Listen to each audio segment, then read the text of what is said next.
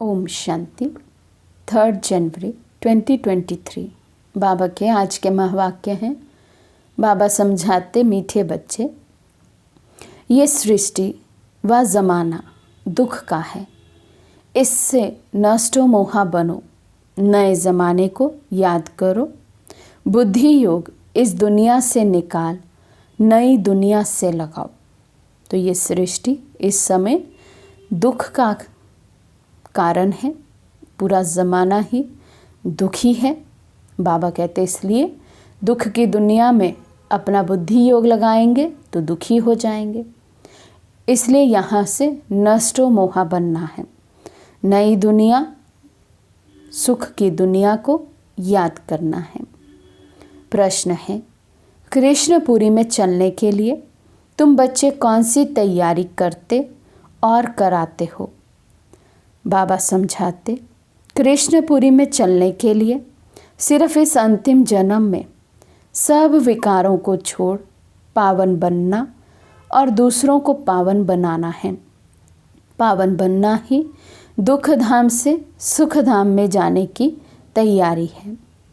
तुम सबको यही संदेश दो कि ये डर्टी दुनिया है, इससे बुद्धि योग निकालो तो नई सतयुगी दुनिया में चले जाएंगे।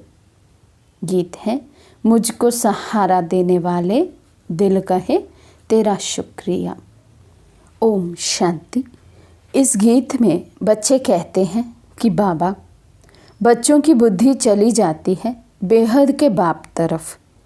जिन बच्चों को अब सुख मिल रहा है अथवा सुख धाम का रास्ता मिल रहा है, समझते हैं बरोबर बाप स्वर्ग के 21 जन्मों का सुख देने आया है। इस सुख की प्राप्ति के लिए स्वयं बाप आकर शिक्षा दे रहे हैं, समझा रहे हैं कि ये जो जमाना है अर्थात इतने जो मनुष्य हैं वे कुछ भी दे नहीं सकते। ये तो सब रचना है ना, आपस में भाई बहन है। जो वर्षा शिव बाबा हम बच्चों को दे सकते हैं, बाबा कहते हैं और कोई भी मनुष्य आत्मा किसी भी मनुष्य को वो वर्षा दे नहीं सकती है। तो रचना एक दो को सुख का वर्षा दे कैसे सकते? सुख का वर्षा देने वाला ज़रूर एक रचयिता बाप ही होगा। इस जमाने में ऐसा कोई मनुष्य नहीं जो किसी को सुख दे सके। सुखदाता सद्गति दाता है ही एक सतगुरु। अब सुख कौन सा मांगते हैं? ये तो सभी भूल गए हैं कि स्वर्ग में बहुत सुख थे और अभी नरक में दुख है।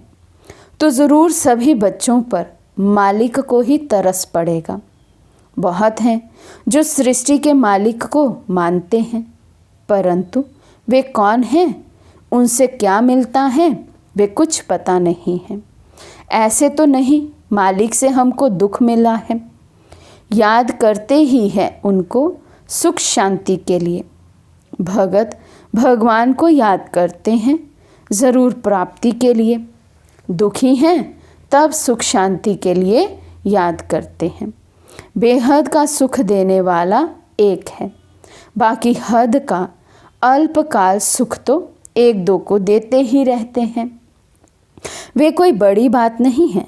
भगत सभी पुकारते हैं एक भगवान को।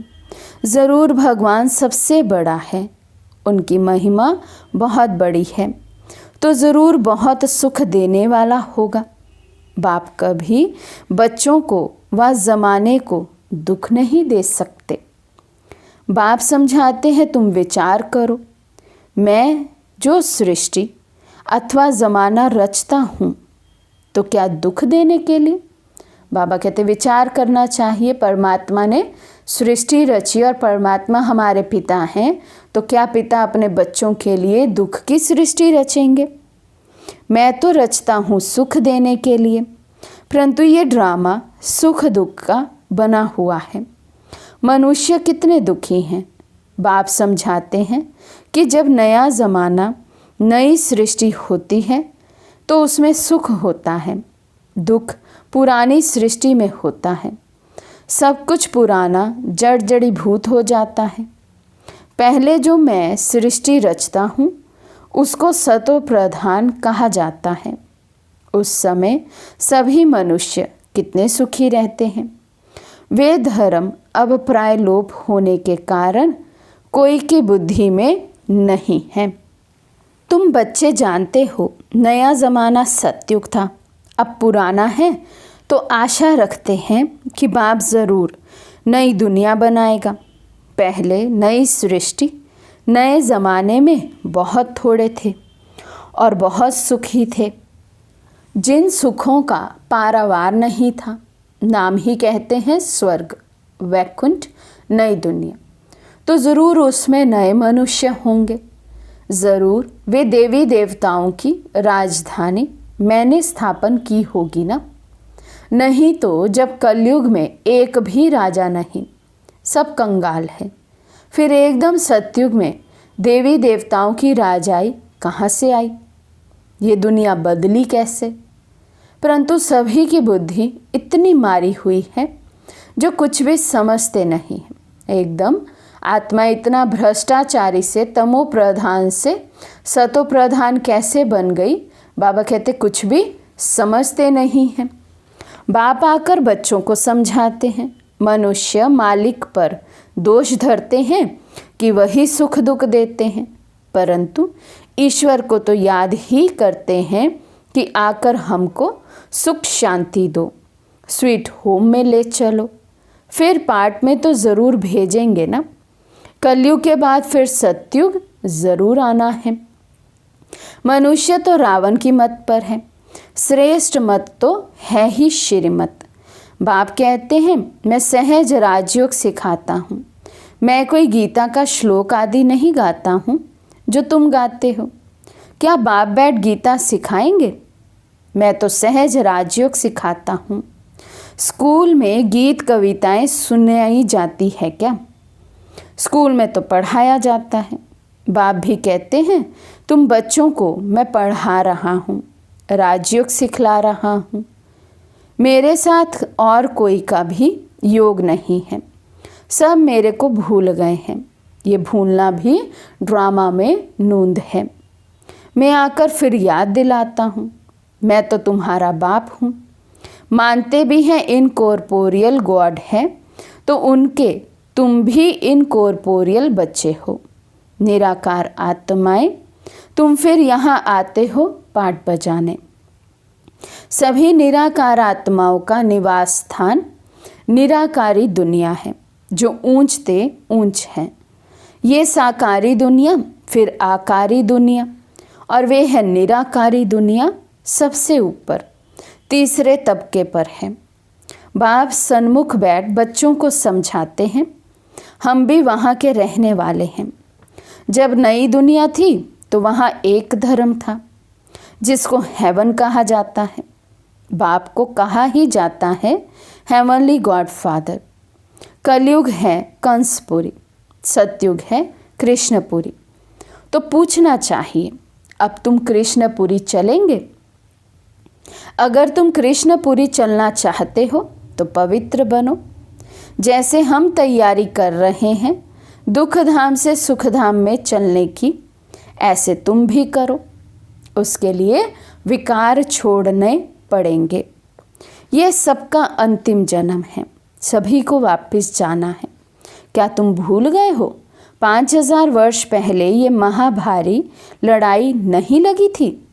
बाबा कहते ऐसे ऐसे पूछना चाहिए, जिसमें सभी धर्म विनाश हुए थे और एक धर्म की स्थापना हुई थी। सतयुग में देवी देवताएं थे ना, कलयुग में नहीं हैं।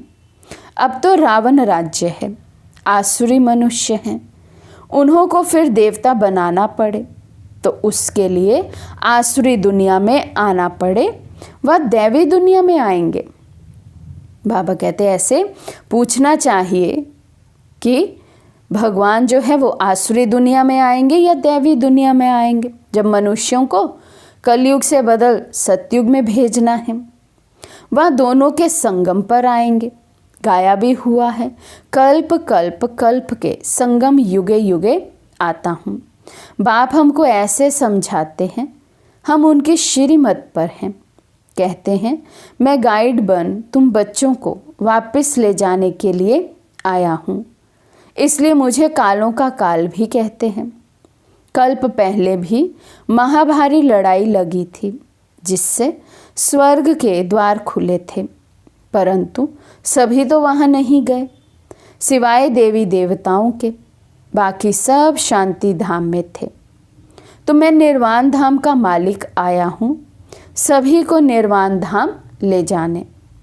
तुम रावण की जंजीरों में फंसे हुए विकारी मूत पलीती आसुरी गुणों वाले हो। काम है नंबर 1 डर्टी, फिर क्रोध लोभ नंबर 1 डर्टी है। तो सारी दुनिया से नष्टो मोहा भी होना है, तब तो स्वर्ग चलेंगे। जैसे बाप हद का मकान बनाते हैं तो बुद्धि उसमें लग जाती है। बच्चे कहते हैं, बाबा इसमें ये बनाना, अच्छा मकान बनाना। वैसे बेहद का बाप कहते हैं, मैं तुम्हारे लिए नई दुनिया स्वर्ग कैसा अच्छा बनाता हूँ। तो तुम्हारी बुद्धि योग पुरानी दुनिया से टूट जानी चाहिए। यहाँ रखा ही क्या है, देह भी पुरानी, आत्मा में भी खाद पड़ी हुई है। वे निकलेगी तब जब तुम योग में रहेंगे, ज्ञान भी धारण होगा। ये बाबा भाषण कर रहे हैं ना, हे बच्चे तुम सभी आत्माएं मेरी रचना हो, आत्मा के स्वरूप में भाई भाई हो। अब तुम सभी को मेरे पास वापस आना है। अभी सब तमो प्रधान बन चुके हैं। रावण राज्य है ना, तुम पहले नहीं जानते थे कि रावण राज्य कब से आरंभ होता है। सतयुग में 16 कला है, फिर 14 कला होती है। तो ऐसे नहीं एकदम 2 कला कम हो जाती है, धीरे धीरे उतरते हैं। अभी तो कोई कला नहीं है, पूरा ग्रहण लगा हुआ है। अब बाप कहते हैं कि दे दान तो छूटे ग्रहण, 5 विकारों का दान दे दो और कोई पाप नहीं करो। भारतवासी रावण को जलाते हैं, जरूर रावण का राज्य है, परंतु रावण राज्य किसको कहते हैं, राम राज्य किसको कहते हैं, ये भी नहीं जानते। कहते हैं राम राज्य हो, नया भारत हो, परंतु एक भी नहीं जानते कि नई दुनिया नया भारत कब होता है। सभी कब्र में सोए पड़े हैं। अब तुम बच्चों को तो सतयुगी झाड़ देखने में आ रहे हैं। यहाँ तो कोई देवता है नहीं। तो ये बाप आकर सब समझाते हैं, माता पिता तुम्हारा वही है। स्थूल में फिर ये माता पिता हैं, तुम माता पिता उनको गाते हो। सतयुग में तो ऐसे नहीं गाएंगे, वहाँ ना कृपा की बात है। यहाँ माता पिता का बनकर फिर लायक भी बनना पड़ता है। बाप स्मृति दिलाते हैं, हे भारतवासी तुम भूल गए हो, तुम देवताएं कितने धनवान थे, कितने समझदार थे। अब बेसमझ बन देवाला मार दिया है। ऐसा बेसमझ माया रावण ने तुमको बनाया है, तब तो रावण को जलाते हो। दुश्मन का एफिजी बनाए उनको जलाते हैं ना। तुम बच्चों को कितनी नॉलेज मिलती है, परंतु विचार सागर मंथन नहीं करते, बुद्धि भटकती रहती है। तो ऐसी ऐसी पॉइंट्स भाषण में सुनाने भूल जाते हैं, पूरा समझाते नहीं हैं।